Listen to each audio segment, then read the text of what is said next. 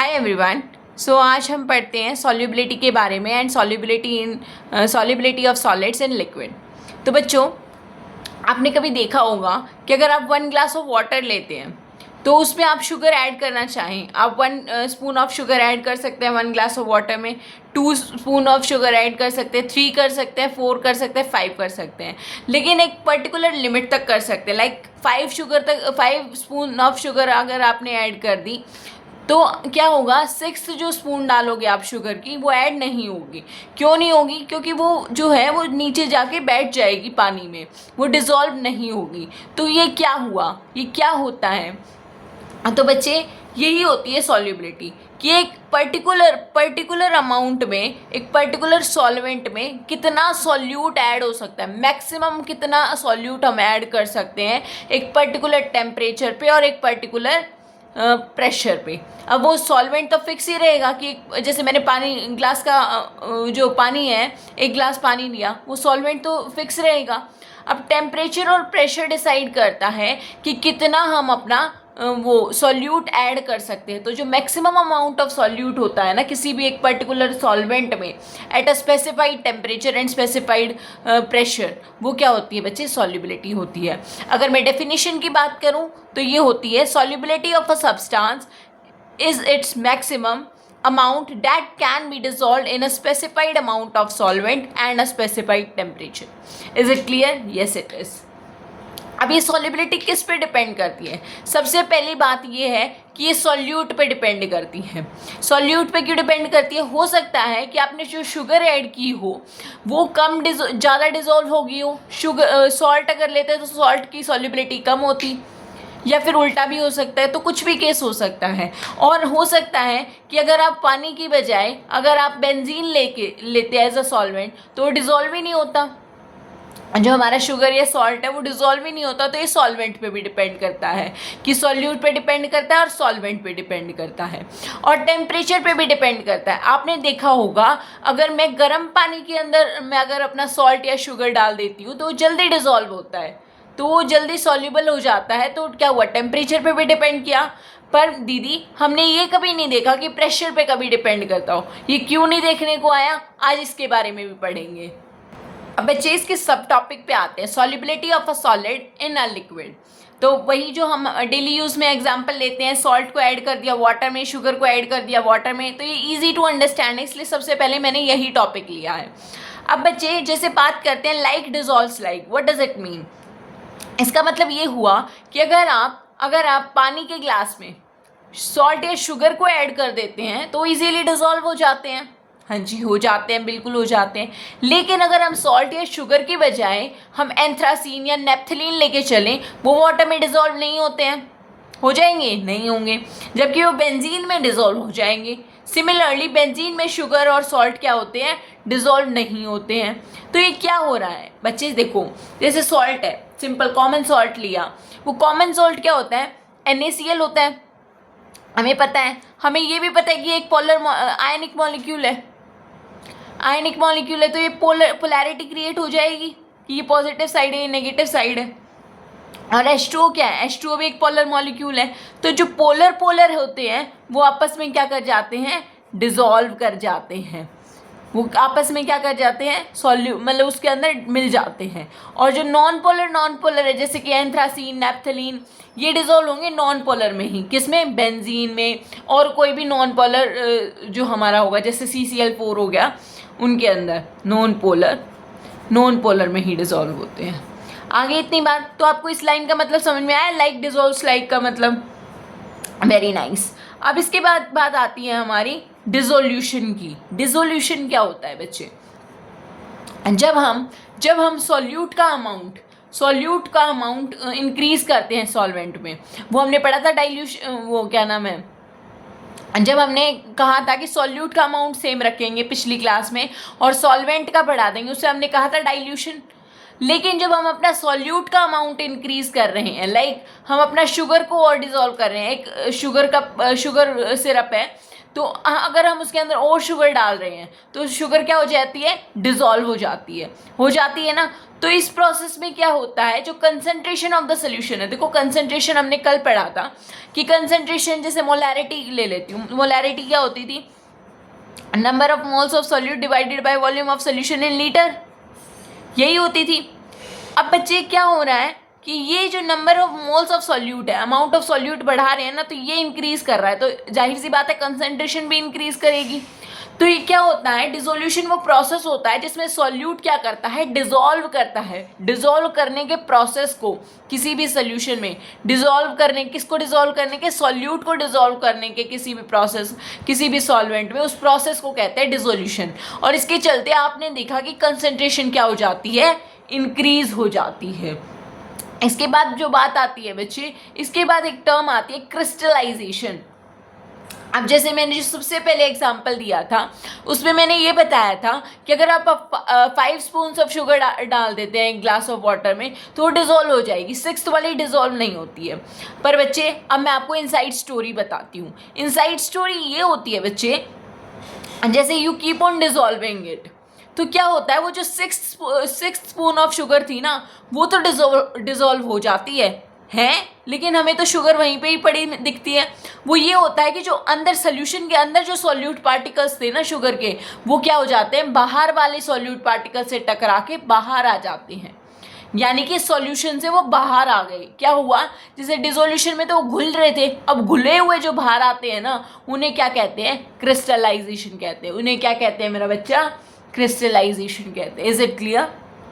तो बच्चे सोल्यूशन कैसे बनता है, सोल्यूशन ऐसे बनता है कि जब हम सॉल्यूट और सॉल्वेंट को आपस में ऐड करते हैं, मतलब सॉल्वेंट के अंदर जब हम सॉल्यूट को ऐड करते हैं तो क्या बनता है, सोल्यूशन बनता है। ऐड करते हैं, लेकिन अब तो हम बड़े हो चुके हैं, अब हमें अच्छी टर्म्स आती हैं दीदी। तो जब हम सॉल्यूट को सॉल्वेंट में ऐड करते हैं, उस प्रोसेस को अभी क्या बताया था मैंने, उसको बताया था मैंने डिसोल्यूशन।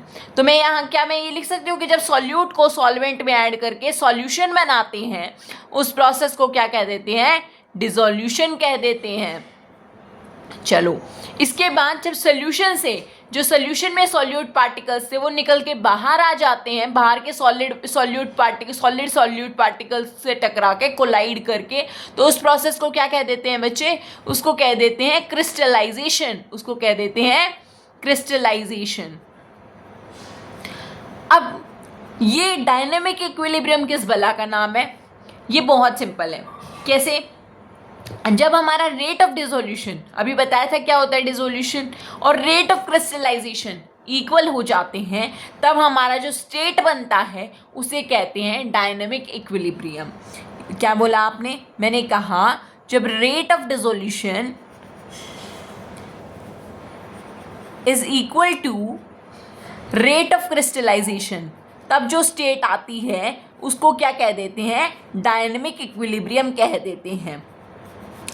कुछ समझ नहीं आ रहा, थोड़ा सा एनालॉजी के साथ समझाओ प्लीज़। तो जैसे कोई ट्रेन है, किसी स्टेशन पे कोई ट्रेन रुकी हुई है, तो अगर हमारे जितने पैसेंजर्स चढ़ रहे हैं उस ट्रेन में और उतने ही उतर रहे हैं, तो वो वाली जो स्टेट होती है कि मतलब अब जो अमाउंट है, जो पैसेंजर्स की स्ट्रेंथ है ट्रेन में, वो उतनी फिक्स ही रहेगी।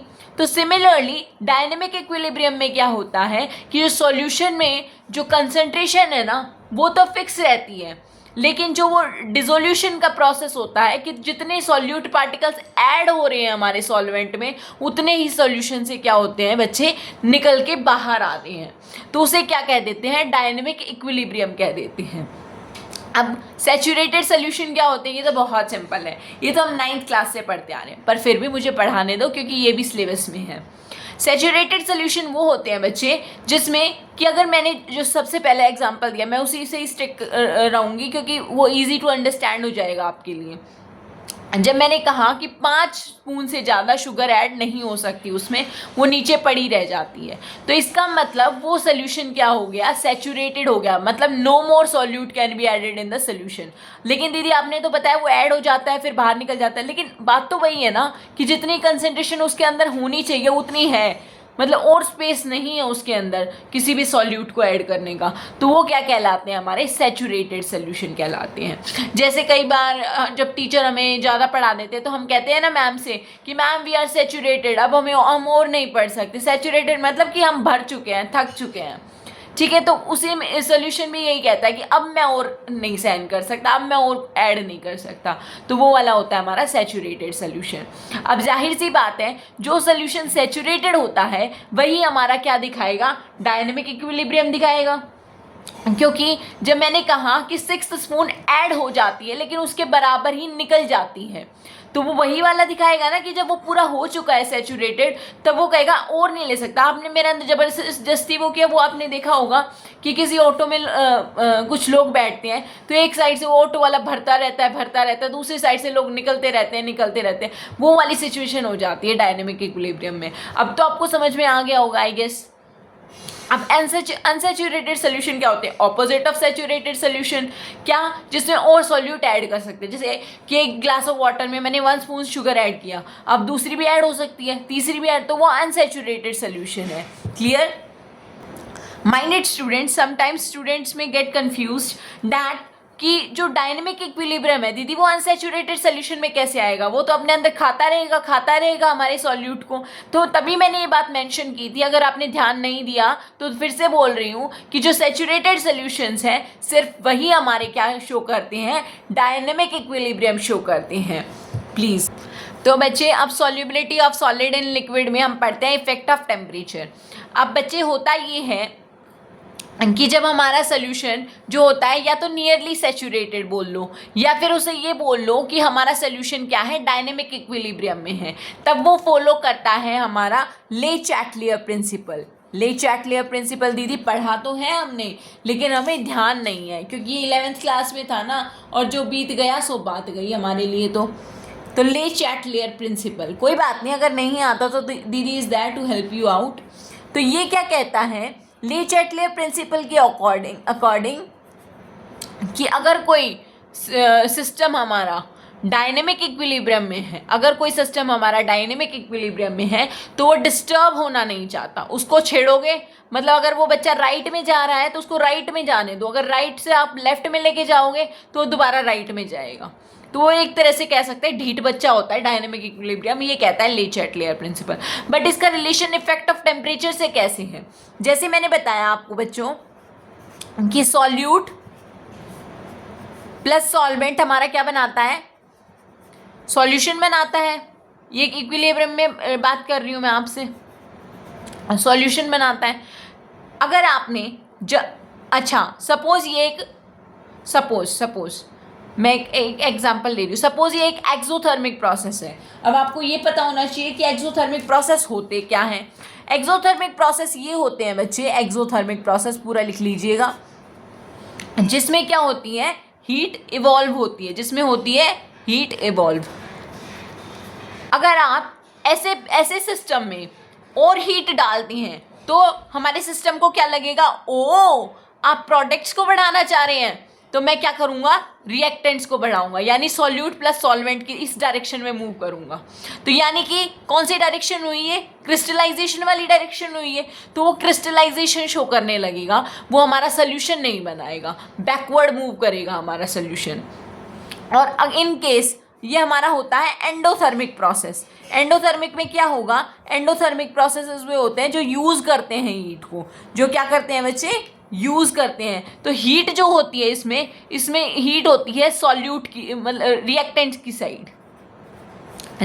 साइड। तो अगर आप और हीट दोगे ना तो उसे लगेगा, हमारे किसी सिस्टम को लगेगा, इक्विलिब्रियम को लगेगा कि आप रिएक्टेंट बढ़ा रहे हो, तो वो किस साइड मूव करेगा, हमारे प्रोडक्ट की साइड मूव करेगा और सोल्यूशन बनाएगा।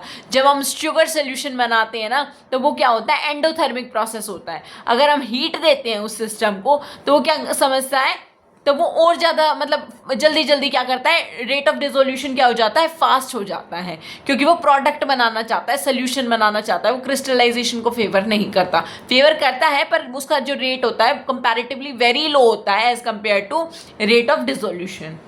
क्लियर? अब बात आती है दीदी, हमने स्टार्टिंग में भी आपको कहा था कि जो प्रेशर है इसका तो हमने कभी ऑब्जर्व ही नहीं किया जब हमने सॉल्ट सोल्यूशन बनाया, शुगर सोल्यूशन बनाया, ग्लूकोज सोल्यूशन बनाया, हमने तो कभी देखा ही नहीं। वो इसलिए नहीं देखा बच्चा क्योंकि अब हम क्या पढ़ रहे हैं, solubility in solid, solubility of solid in liquid. Both solid और लिक्विड जो होते हैं ये क्या होते हैं बच्चे, ये होते हैं नियरली इनकम्प्रेसिबल। इनका इनकम्प्रेसिबल का मतलब ये हो गया कि इनके जो मॉलिक्यूल्स है ना उन पे ज़्यादा असर नहीं पड़ता प्रेशर का। तो फिर हमारा जो solubility of solid and liquid है ना उस पर भी ज़्यादा प्रेशर का असर पड़ता ही नहीं है। तो इसको हम क्या करते हैं, फॉर्चुनेटली हम स्टडी ही नहीं करते इसे, क्योंकि ये कुछ असर दिखाते ही नहीं। So that's all. मैंने ये टॉपिक शॉर्ट ही रखा था क्योंकि जो नेक्स्ट टॉपिक है Henry's law, solubility of gas in a liquid, वो that is quite new for all of you. तो मैं उसको सेपरेट वीडियो में कवर करना चाहूँगी। Thank you so much for staying up to the last and all the best for your future. Thank you so much, bye bye.